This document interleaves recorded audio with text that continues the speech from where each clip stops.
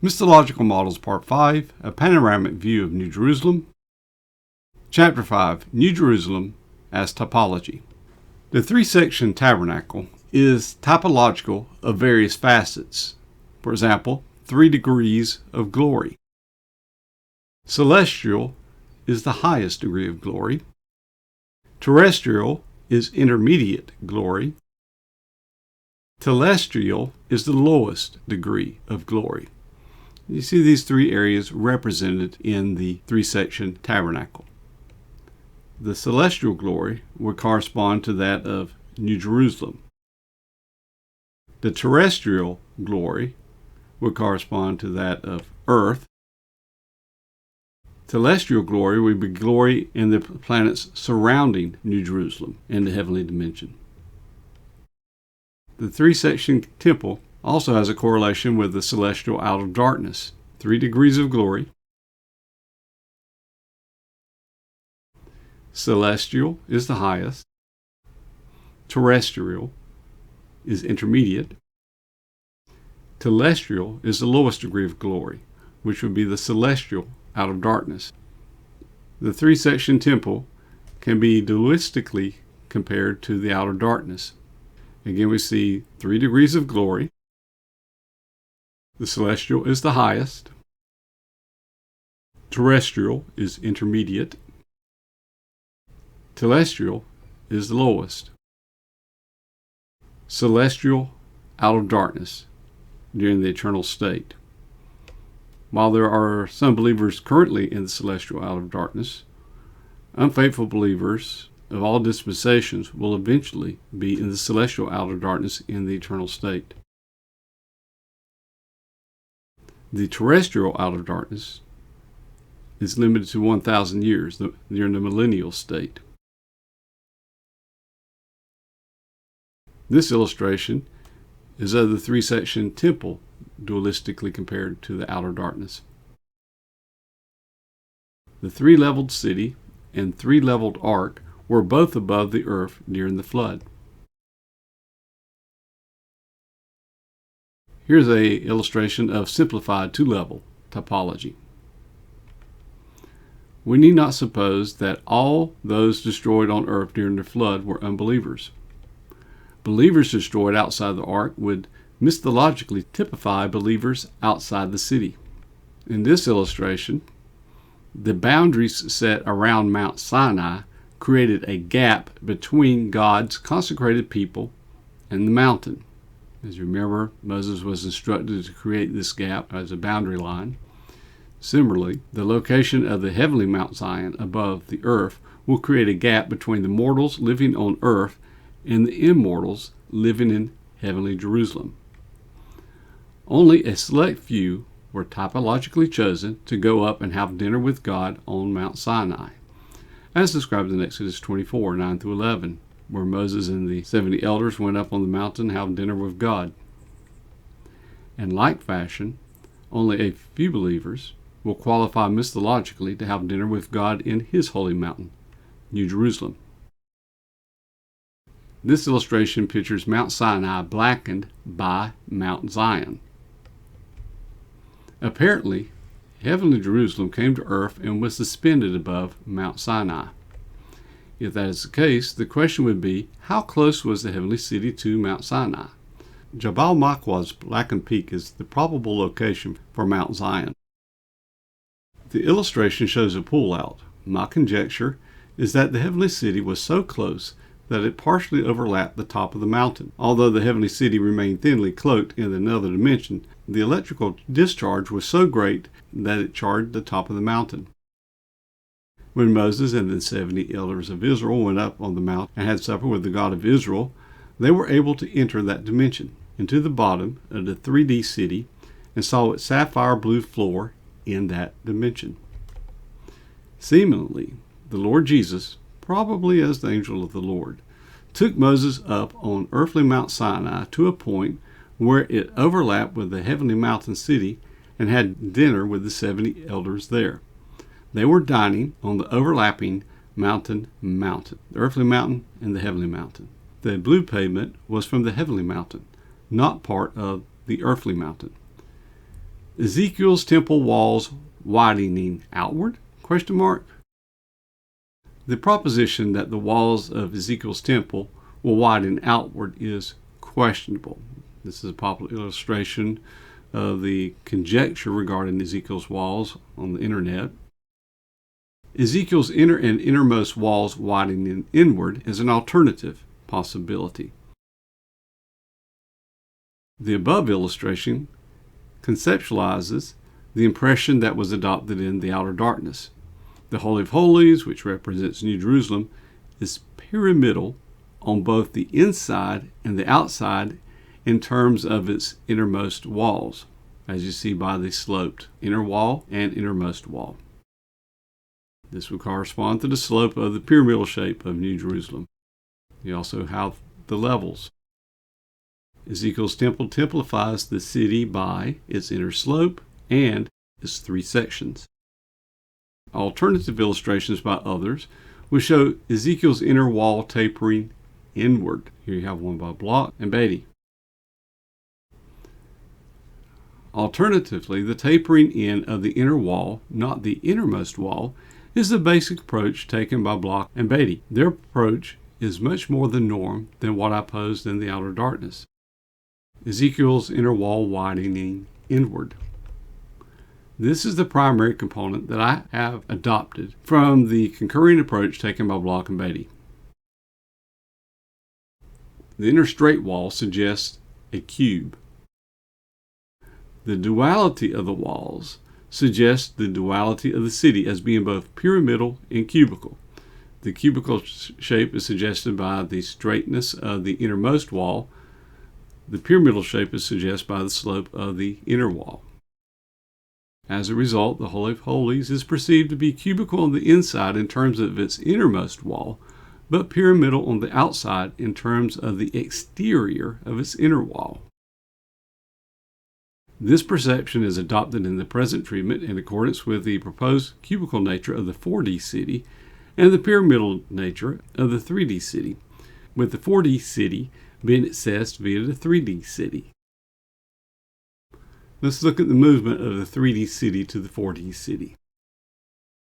In this modified model, Psalm 68, 15 through 17 has been interjected in white to depict the 3D city showing up to serve as both a warship and a transporter teleporter to the 4D city. If my hypothesis is correct about the duality of the 3D 4D city, then the city can actually be in two places at one time. At the time of this Old Testament rapture, when Jesus took captivity captive at the point of his ascension after his resurrection, all the Old Testament believers were taken from subterranean paradise within earth to the Bema Stadium atop the 3D city above earth.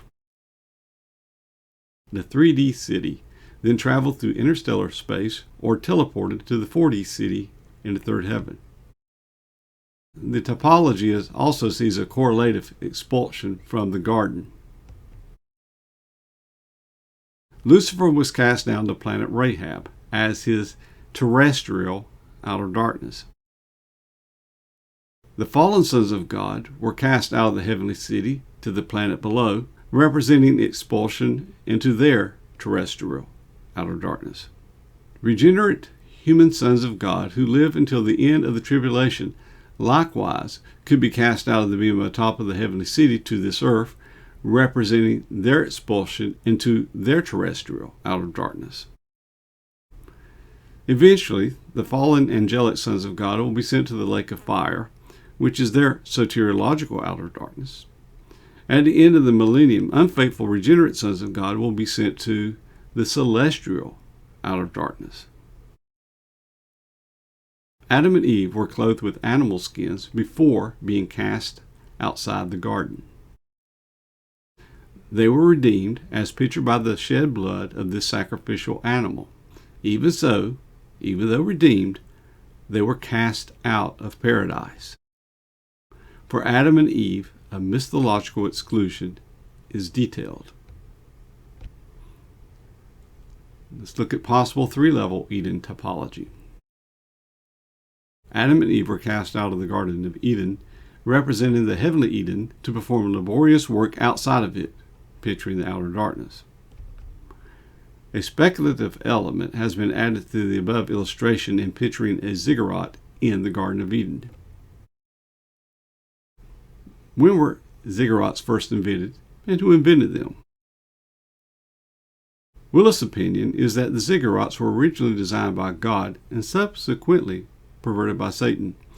Her opinion that Satan does not have the ability to create, only pervert, is a common one. If this assessment is correct, then we have a theological basis for believing God was the original designer of the technology employed by the ziggurats. God invented these stargates. He had the angels use them for travel between terrestrial and celestial locations. He had the angels build them as part of their intergalactic trade. These stargates could have also been used between terrestrial and celestial locations. Let's look at the expulsion from the ziggurat in the Garden of Eden. If God had created various ziggurats before he created the Garden of Eden, then posing that God created a ziggurat in the Garden of Eden is sensible. The Lord Jesus and his angels could have used this ziggurat to travel back and forth between the Garden of Eden and the heavenly city, which was suspended above it. Indeed, we may have a hint of this in Genesis 3:18. Jacob's ladder is pictured as an infinite staircase by William Blake. Translating or illustrating this passage describing Jacob's dream as depicting a ladder is inferior to rendering it as referring to a staircase. The painting by Blake does well to picture stairs. Still, the painting is faulty. If the staircase is infinite, Jacob would not have been able to see its top, much less the Lord standing at its top. So a superior model is that of the finite staircase. The finite staircase by Tissot is better. You can see the Lord standing, and the staircase ends in a portal to the heavenly dimension. Perhaps the triangle picture in heaven in the painting is suggestive of the heavenly pyramidal city. My picture is that of a finite staircase to a portal. In my illustration, I pictured Jesus as the angel of the Lord at the top of the ziggurat, since the Lord often used this angelic form when appearing to the patriarchs, such as to Jacob in a dream. Such a ziggurat would plausibly be used to reach the heavenly city, the home of this God. Thus, the heavenly city is pictured in the background as being accessible through the portal. Stitching allows that the ziggurats were raised to serve the spacecraft of the gods as a connecting link. His own deductions would allow the plausibility that Jacob saw a ziggurat connecting earth and heaven via this heavenly spaceship. Identifying this craft as New Jerusalem is more plausible than leaving it unidentified as a UFO. Therefore, I'm posing that Jacob saw a staircase leading to New Jerusalem via a ziggurat and a teleportal that would take him to the heavenly city where he saw the Lord Jesus standing as an angel. Angels ascending and descending. Putting all these clues together yields a composite that posits that during the millennial state, Jesus' statement about the angels ascending and descending on him in connection with the promised land will find literal fulfillment.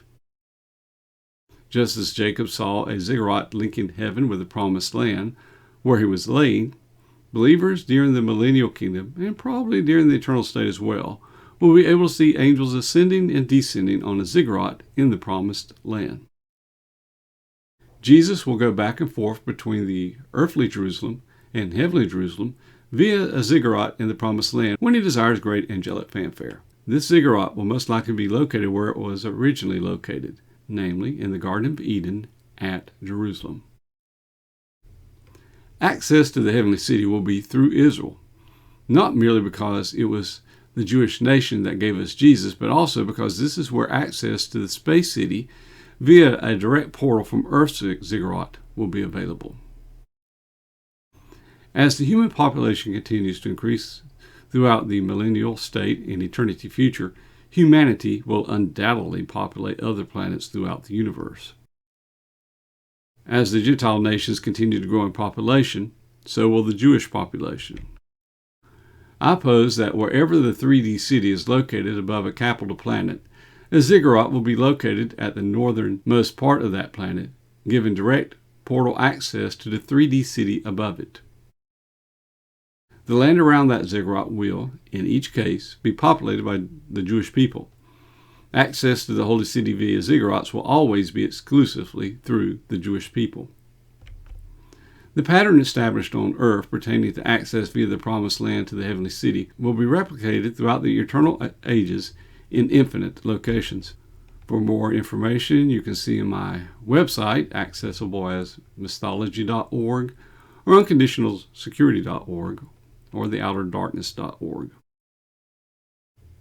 You can also find printed copies of my books there at the link at the bottom. This link will take you to where you can find a copy of the book I'm describing here, Misthological Models Part 5, as well as the rest of my books. If you click on the title above it, you'll be able to obtain a PDF copy, or you can click on the cover to obtain a printed book or a Kindle version.